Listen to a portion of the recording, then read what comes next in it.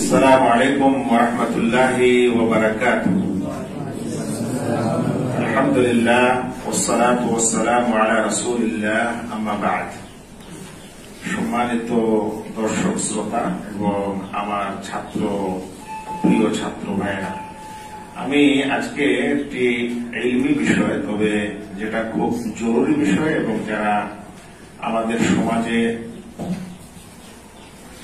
ইসলাম, ঈমান, আকীদা এসবকে নিয়ে চিন্তা ভাবনা করেন, বোঝার চেষ্টা করেন, এরকম ভাইদের জন্য আজকে একটি বিশেষ বিষয়ে আলোচনা করব ইনশাআল্লাহ। বিষয়টি হচ্ছে ঈমান এবং ঈমানের সংজ্ঞা, ঈমানের তারিফ, ঈমানের সংজ্ঞায় আমাদের ইতিপূর্বের লোকেরা যে মতভেদ করেছে, ইখতিলাফ করেছে, সে সম্পর্কে কিছু তথ্য আপনাদের সামনে তুলে ধরব ইনশাআল্লাহ। প্রথম কথা হলো যে রাসূল করিম সাল্লাল্লাহু আলাইহি ওয়াসাল্লাম এবং তার সাথীগণ মানে সাহাবাগণ যারা আমাদের সালাফ, তাদের মধ্যে ঈমান বলতে আমল বাইরে ছিল না। মানে তারা সকলে মুমিনও হতেন আর প্লাস আমলকারী মুমিন হতেন। শুধু অন্তরে কিছু বিশ্বাস নিয়ে আছেন এরকম না, বরং বিশ্বাস এবং আমল দুটি তারা করতেন, এটাই তাদের কাছে ঈমান ছিল। আর এ কথাই কিন্তু আল্লাহ রাব্বুল আলামিন কোরআনের সব জায়গায় ইশারা করেছেন, ইন্নাল্লাযীনা আমানু ওয়া আমিলুস সালিহাত, যারা ঈমান এনেছে এবং সৎ কাজ করেছে তাদের জন্য এই জিনিস আছে। তো ঈমানের সাথে আমলকে অঙ্গাঙ্গিক ভাবে জড়িত মনে করতেন আমাদের সালাফরা এবং রাসূল করিম সাল্লাল্লাহু আলাইহি ওয়াসাল্লামের যুগ, তারপরের যুগের লোকেরা। কিন্তু মোটামুটি তাবী ও তাবা তাবীর যুগে এই ঈমানের সংজ্ঞায় বা ঈমানকে বুঝতে আমাদের স্বয়ং মুসলিম সমাজের কিছু মানুষ মতভেদ করে, মতানৈক্য করে যে ঈমান কাকে বলা হয়। তো একটা ধারা তো ছিলই, রাসূল সাল্লাল্লাহু আলাইহি ওয়াসাল্লাম থেকে নিয়ে, সাহাবা থেকে নিয়ে, তাবে থেকে নিয়ে, ওই ঈমান যে ঈমান আমাদের রাসূল সাল্লাল্লাহু আলাইহি ওয়াসাল্লাম শিক্ষা দিয়ে গেছেন সেই ঈমানটা তো ছিলই। আর ওই ধারাটার নাম হচ্ছে আহলুস সুন্নাহ ওয়াল জামাআহ। এখানে একটি কথা আরো বুঝিয়ে দিই যে আজ দুনিয়াতে মানুষ যে খুব এই দল সেই দল, এটা ভালো ওটা ভালো, এই মন্দ সেই মন্দ, এটা ঠিক, এরকম করে যে ঘোরাঘুরি করে, এটা উচিত না। আমাদের ইসলামের ওই দল, ওই জামাত, ওই ধারা, ওই আকীদা, ওই চিন্তাধারা যেটা রাসূল করিম সাল্লাল্লাহু আলাইহি ওয়াসাল্লাম শিক্ষা দিয়েছেন এবং তার সাহাবারা গ্রহণ করেছিলেন, সেই ধারাবাহিকতাটার নাম হচ্ছে আহলুস সুন্নাহ ওয়াল জামাআহ। সেটা দিনের প্রত্যেকটা ক্ষেত্রেই ইনশাআল্লাহ ইলা কিয়ামাস সাআহ বলবৎ থাকবে। সেজন্য মানুষ যেন দুনিয়াতে পুরো দল না খুঁজে, বরং ওই আহলুস সুন্নাহ ওয়াল জামাআতের মানহাজ খুঁজে, ওর নীতি খুঁজে, ওর উপর থাকে, এদিক ওদিক যাওয়ার চেষ্টা না করে। তো ঈমানের ক্ষেত্রেও আহলুস সুন্নাহ ওয়াল জামাআতের একটি মন্তব্য আছে, আর এটা আমরা সকলে জানি যে ঈমান আহলুস সুন্নাহ ওয়াল জামাতের নিকট হচ্ছে কওলুন বিল লিসান, মুখ দ্বারা বলা, ওয়া ইতিকাদুন বিল কলব, আর অন্তর দিয়ে সেটাকে বিশ্বাস করে নেওয়া, ওয়া আমালুন বিল জাওয়ারিহ, আর এই অঙ্গ প্রত্যঙ্গ দ্বারা বাস্তবায়ন করা, মানে আমল করা। ইয়াজিদু ওয়া ইয়ানকুস, ইয়াজিদু বিত তাআহ ওয়া ইয়ানকুসু বিল মাসিয়াহ, ইতাআতের মাধ্যমে মানে ইবাদত বন্দেগের নেকির কাজের মাধ্যমে ঈমান বৃদ্ধি লাভ করে, আর মাসিয়াত গুনার কাজের মাধ্যমে ঈমান হ্রাস পায়, কম হয়, ঘটে যায়। এটা হলো আহলুস সুন্নাহ ওয়াল জামাআতের কথা। মানে আহলুস সুন্নাহ ওয়াল জামাআহ ঈমানের মধ্যে আমলকে জরুরি অঙ্গ মনে করেন। ঈমান মুমিন হয়ই না যতক্ষণে কেউ আমলকারী না হয়। এই কারণে আহলুস সুন্নাহ ওয়াল জামাআতের এই সংজ্ঞাটি আমাদের প্রত্যেক মানুষকে মনে রাখা দরকার, যারা আমরা এই ঈমান আকীদাকে বুঝতে চাই। যে আহলুস সুন্নাহ ওয়াল জামাত ঈমানের সংজ্ঞায় এটা মনে করেন যে সেটা শুধু মুখে বলার জিনিস না, বরং মুখেও বলতে হবে, অন্তরেও বিশ্বাস করতে হবে। আর মুখে আর অন্তরেরও জিনিস না যতক্ষণ সেটা মানুষ আমলে পরিণত না করে, কাজে পরিণত না করে। সে কারণে সাহাবায়ে কেরাম রাদিয়াল্লাহু তাআলা আনহুম তারা আমল প্রত্যাখ্যানকারী ছিলেন না। হ্যাঁ, মুস্তাহাব্বাত প্রত্যাখ্যানকারী কেউ হতে পারে না, আলাদা কথা, কিন্তু যে সকল কাজ ওয়াজিবাত, ফরায়েজ, মুহাররামাত, এ সকলের ব্যাপারে তাদের কোনো তাসাহুল ছিল না, সেগুলো তারা অবশ্যই করতেন, কারণ তারা মনে করতেন যে আমি মুমিন হয়েছি মানে আমাকে এগুলোর আমল করতে হবে, এটা ছাড়া আমার ঈমান সহি নয়, শুদ্ধ নয়। এরপরে ওই যে বললাম এমন এক যুগ চলে আসলো যখন আহলুস সুন্নাহ ওয়াল জামাতের এই সংজ্ঞা বা এই তারিফের বিপরীত কথাবার্তা মানুষ বলতে লাগলো, এটা উল্টে দিল। এটাকে বলা হয় যে একটি মূল ধারা থেকে কিভাবে একটা অন্য ধারা আবিষ্কার হয় বা সৃষ্টি হয়।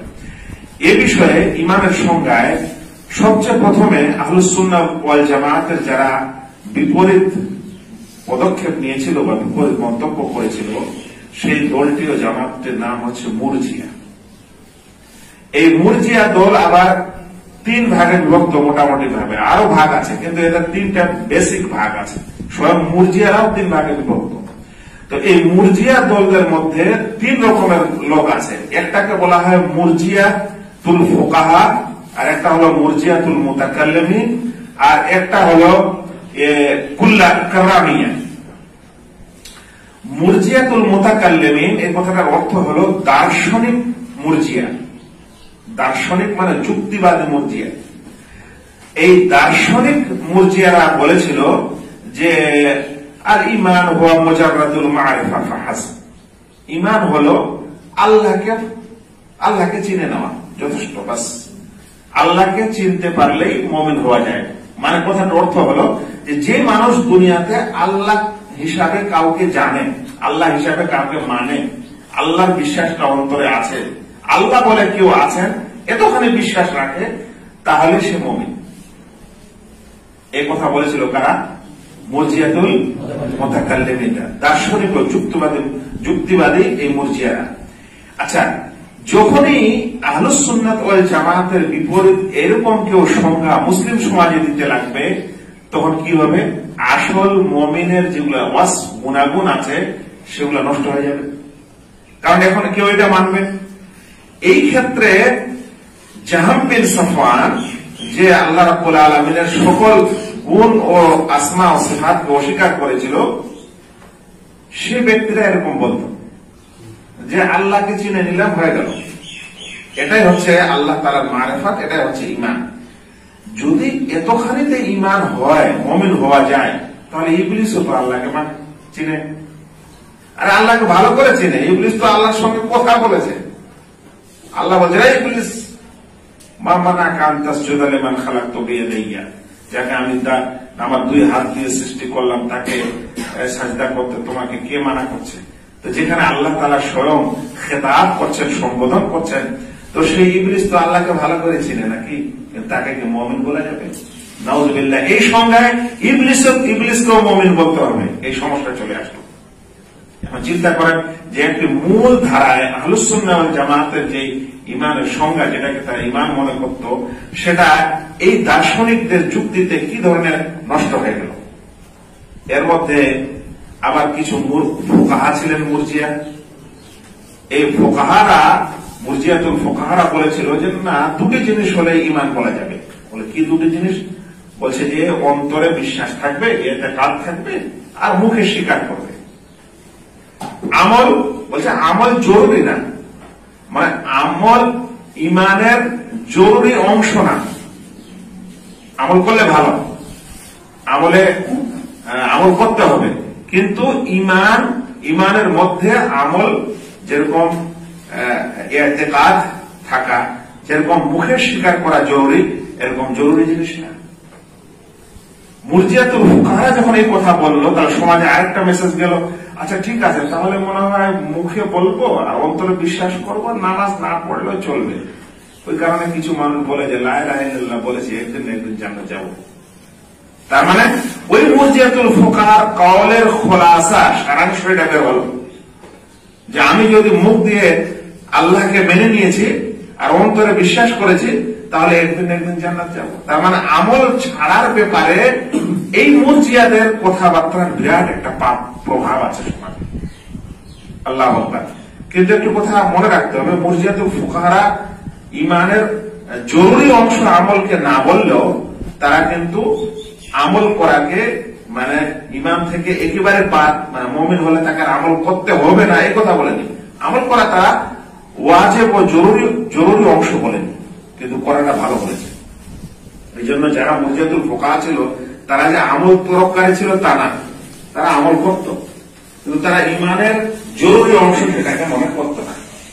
যাক, এই কথাতেও কি হয়ে গেল, সমস্যা হলো এই যে তাহলে দুনিয়াতে যে সকল মানুষ আল্লাহকে বিশ্বাস করে অন্তর দিয়ে আর মুখেও লা ইলাহা ইল্লাল্লাহ বলেছে বা ফিতরাতান প্রাকৃতিকগত ভাবে লা ইলাহা ইল্লাল্লাহ সাক্ষী থাকা, তাহলে সেও মুমিন হয়ে যাবে। এখন আপনি গ্রামগঞ্জে মানুষকে কিভাবে নামাজের দাওয়াত দিবেন, কিভাবে রোজার, কিভাবে হজের, কিভাবে যাকাতের, কারণ মানুষের মাথায় যদি এটা থাকে যে আমল না করলেও আমি মুমিন, তাহলে এখন কি হবে? তো এই কথাটার এই প্রভাব এসেছিল। এখানে আর একটা মুরজিয়াদের মানে সম্প্রদায় ছিল যাদের নাম হলো কাররামিয়া। এই কাররামিয়ারা বলতো কাউলুল লিসান, মুখে স্বীকার করাটাই হয়ে গেল ঈমান। আল্লাহু আকবার, অন্তরে বিশ্বাস না করলেও হবে, মুখে বললেই হয়ে যাবে, যেমন মুনাফিকরা বলেছে। তাহলে কাররামিয়াদের নিকট মুনাফিকরাও কি মুমিন, অথচ তাদের সম্পর্কে বলা হয়েছে ইন্নাল মুনাফিকিনা ফিদ দারকিল আসফালি মিনান নার। এই তথ্যগুলো মাদ্রাসায় যখন পড়া হয় তখন আমাদের ছাত্ররা অনেক সময় শিক্ষকরা বুঝতে পারেন না যে এই সংজ্ঞাগুলো আমরা কেন পড়ছি, এই সংজ্ঞাগুলোরই প্রভাব আমাদের সমাজে এই আমল না করার জন্য। মানুষ যে বেআমল হয়েছে, আমল যে করে না আর নিজেকে মুসলিম ভাবছে, এই সংজ্ঞাগুলোরই প্রভাব, যদিও তারা জানে না যে তার এই বিশ্বাসটা মুরজিয়ার না অন্য কিছু।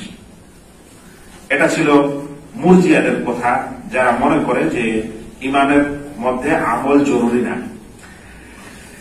এরপর ইমানের ব্যাপারে আহলুস সুন্নাহর কাছাকাছি মত দিয়েছে, কিন্তু আবার এক জায়গায় গিয়ে গোলমাল করে ফেলেছে।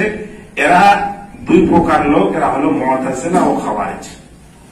মুতাজিলা খাওয়ারিজরা বলে আল ঈমান কাউলুন ওয়া ইতিকাদুন ওয়া আমালুন, ঈমান মুখে বলা, অন্তরে বিশ্বাস করা এবং আমল করার নাম।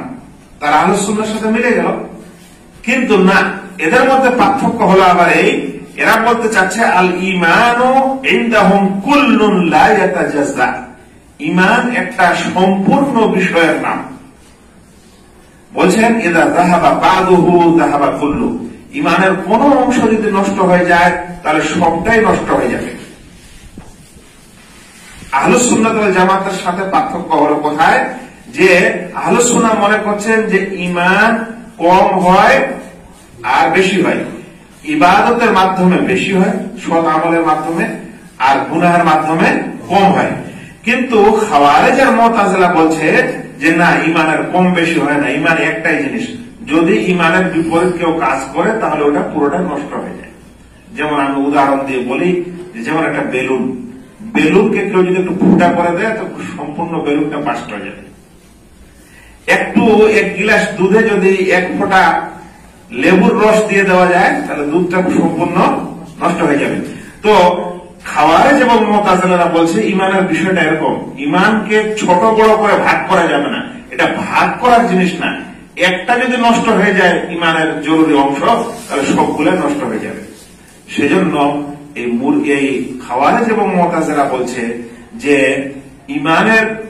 ঈমান কম বেশি হয় না, কারণ ঈমান হলো একটি জিনিস, ঈমান কম বেশি হয় না। এই কারণে এরা বলেছে যে যদি কেউ গুনাহে কাবিরা করে, বড় গুনাহ করে, তাহলে সে কাফের হয়ে যায়, কারণ তার কাছে ঈমান একটি জিনিস, একটি বিষয়, তাকে ভাগ করা যাবে না। এখন যখন একটি জিনিস হয় আর কেউ ঈমানের অংশ হিসাবে কোন ফরজ কাজ ছেড়ে দেয় কিংবা কোন কাবিরা গুনাহ করে দেয়, তাহলে তখন সে ঈমান ভেঙে দিল, তাকে সে কাফের হয়ে গেল। এটা খাওয়ারিজদের কাছে দুনিয়াতেও কাফের আর আখিরাতেও চিরস্থায়ী জাহান্নামী। এটা কে বলেছে? এটা খাওয়ারিজরা বলেছে। কিন্তু মুরজিয়ারা বলেছে যে এরকম হলে লা ইলাহা হাউলাই ওয়া লা ইলাহা হাউলাই, না তো মুমিন না তো কাফের। এই কথাটাকে বলা হয় আল মানজিলাতু বাইনাল মানজিলাতাইন, দুটি স্তরের মাঝে আরেকটি স্তরে তারা থাকে, না মুমিন না কাফের, এটা দুনিয়াতে। আর শেষে বলছে আখিরাতে খারিজদের কথায়, আখিরাতে এরা জাহান্নামে যাবে। এটা তখন এদের কাছে যখন এরকম গুনাহে কাবিরা আর মুরতাকিব, গুনাহ কাবিরাকারী যদি দুনিয়াতে তওবা করে না মরে তাহলে। কিন্তু আহলুস সুন্নাহ ওয়াল জামাতের কথা কি হলো? আহলুস সুন্নাহ ওয়াল জামাতের কথা হলো, কেউ যদি কাবিরা গুনাহ করে ঈমানের পর আর তাওবা না করে মারা যায়, তাহলে সেটা আল্লাহ তাআলার ইচ্ছাধীনে, মাশিয়াতে, তিনি চাইলে তাকে ক্ষমা করে দিবেন, না চাইলে তাকে তার গুনাহ অনুযায়ী শাস্তি দিবেন, তারপরে তাকে জান্নাতে যেতে হবে। কিন্তু মুতাজিলা আর খাওয়ারিজের কাছে ওই ব্যক্তি জাহান্নাম থেকে বের হবে না, খালিদ মুখাল্লাদ ফিন নার। আচ্ছা, তাহলে আহলুস সুন্নাহ ওয়াল জামাআহ আর খাওয়ারিজের ঈমানের মধ্যে পার্থক্য হলো এই যে আহলুস সুন্নাহ ওয়াল জামাআতের উলামারা মনে করেন যে ঈমান কমে ও বাড়ে, কিন্তু খাওয়ারিজরা মনে করে ঈমান কমেও না, ঈমান বাড়েও না। আহলুস সুন্নাহরা মনে করে যে ঈমানের পর যদি কারো বড় গুনাহ হয় তাহলে সে কাফের হয় না, এদের কাছে সে মানুষ দায়রা ইসলামের পরিধি থেকে বের হয়ে যায় এবং কাফের হয়ে যায়। মুতাজিলার কাছে মুমিনও থাকে না, কাফেরও থাকে না, কিন্তু চিরস্থায়ী শেষে জাহান্নাম হয়ে যায়। আহলুস সুন্নাহ ওয়াল জামাআহ মনে করেন যে গুনাহে কাবিরার মুরতাকিব যদি তওবা না করে মারা যায়, তাহলে কিয়ামতে আল্লাহ তাআলা চাইলে তাকে মাফ করবেন কিংবা তাকে গুনাহ অনুযায়ী শাস্তি দিবেন। কিন্তু যেহেতু সে আসলে ঈমানের উপর বাকি ছিল, সে কারণে আল্লাহ তাআলা তাকে একদিন না একদিন জান্নাত দিবেন।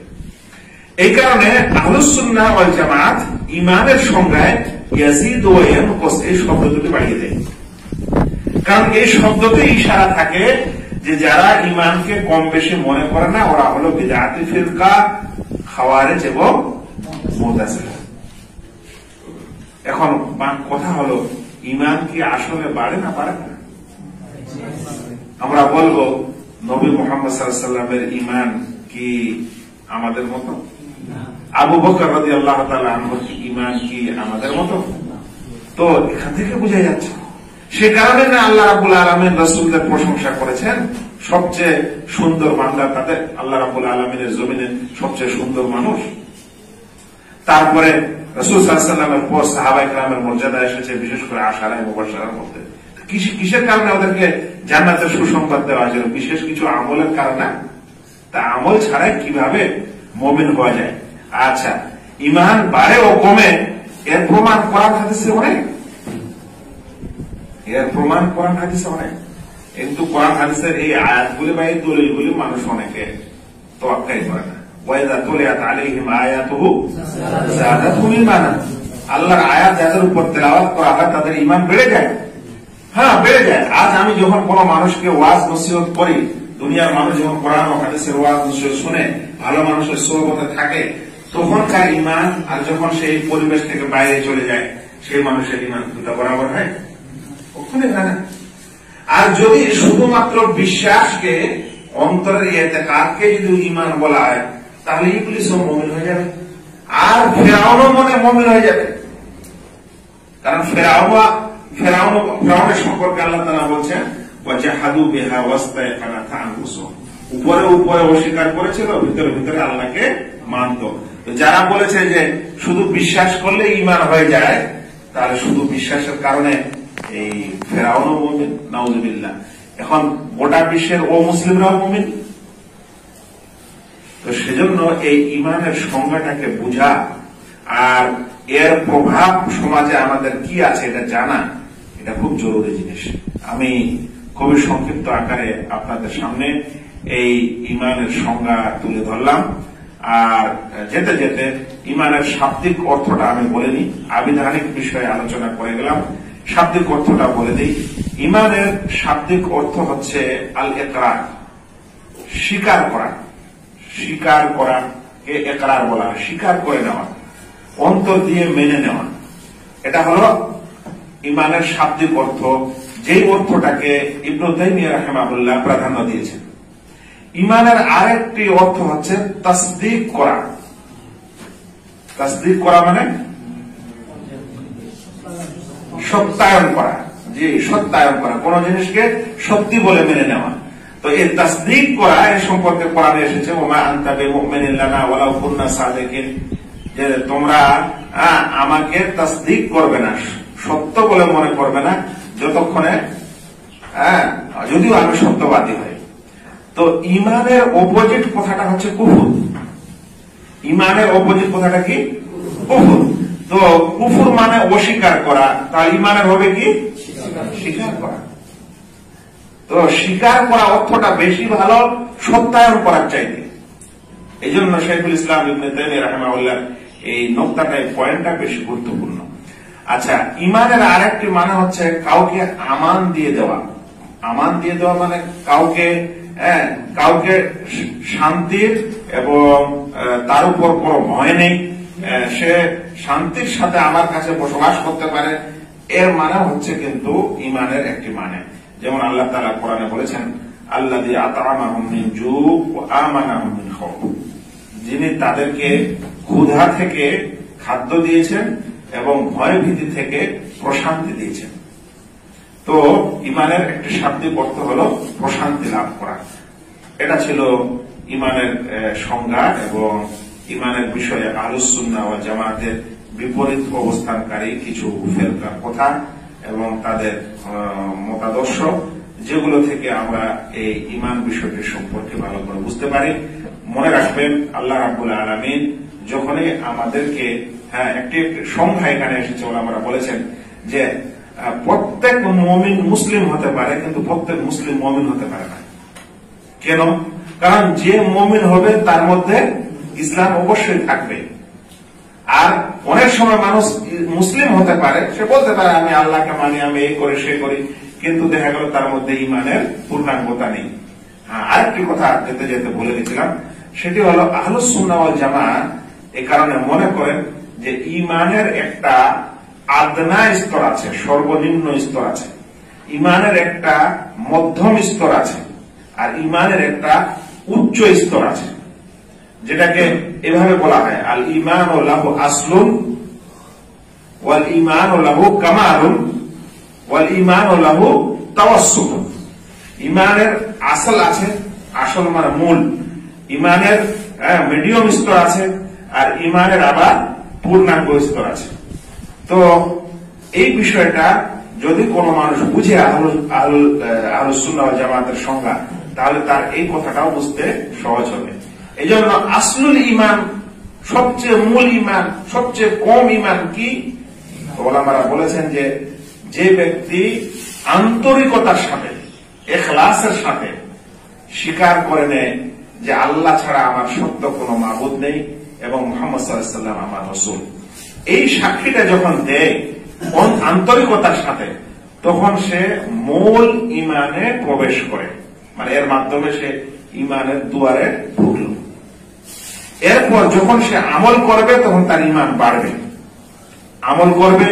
যদি কোনো মানুষ ফরজ কাজগুলাও করে, ওয়াজিব গুলাও করে, মুস্তাহাব নফল গুলাও করে, হারামও ছাড়ে, মাকরুহাতও ছেড়ে দেয়, তখন সে মানুষ কামালে ইমান, পূর্ণ ইমান স্তরে